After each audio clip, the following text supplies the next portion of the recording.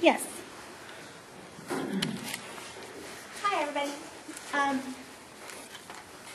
just wanted to briefly comment. I brought the CAC agenda that's up tomorrow night. And in the minutes from the last business meeting that they had, it does state in it that, let me just read directly from it. So that this was on September 6, 2011. That was the last formal business meeting they had.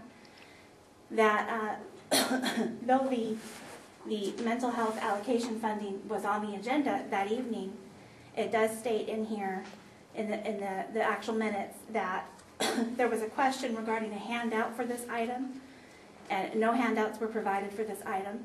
A verbal review of the information was presented, and later on it says, Maureen Mendoza interrupted Jones' presentation, questioning why there was no handout for this item.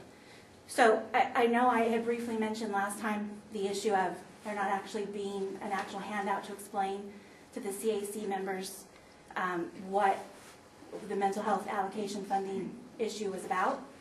It was just on the agenda, but with no supporting documentation. So I just wanted to bring that to your attention, that that's in the minutes for tomorrow night's evening, and that was it. And then I brought for written communication, the letter that we wrote that Upland Superintendent had brought up. Thank you very much. That was it. You also have a comment for another agenda item. Would you like to make that as well? Do you want me to make the one about the transportation contract? Certainly. Okay. I just had a question about that. I couldn't locate when you guys had approved the contract with First Student, and I just wanted to find out if there would be fiscal consequences to breaking the contract with First Student. I couldn't find it in my notes of when it was approved. I don't know if it was a 3-year, 5-year, and I didn't see that in the minutes about what the cost was about that, so I thought I would bring that up as a question for discussion. Thank you. We also have a public comment from Mr. Atwood. Hi. As far as the details of Jonathan Reed's legal opinion, we already covered that, I think. But I did want to emphasize that the whole thing illustrates the kind of problem, especially with less money all the time, that this sort of institutional kind of adversarial attitude brings up. It's very expensive. It's not just expensive in what's necessary with money. It's expensive because everybody has to cover their butts and everybody has to take a position, and a lot of things just can't get done. Now, as you all know, I fight every day, but on the whole, I hate fighting because there's so much fighting to do that if anything can be done peaceably, I still have plenty of time for all the fighting that I want and more. And you probably feel the same way. Now, in this situation, with the whole thing with the CAC, instead of getting a lawyer to write a rather sleazy opinion, it would have been much better to say, what can we do to actually make things work with the CAC, to get things done promptly, and to actually make the CAC effective.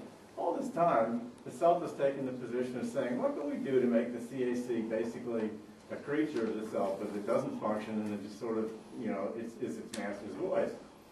In the end, the less effective the CAC can be, then what happens is the same points have to be made some other way. It's in the interest of everybody here to make the CAC effective and actually to bring real concerns, even if they're concerns that they don't like.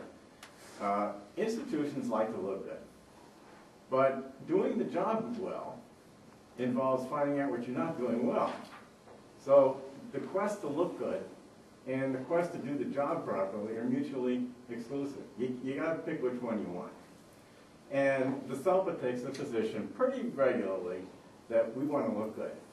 And I'm not complaining about that. That's just what institutions do.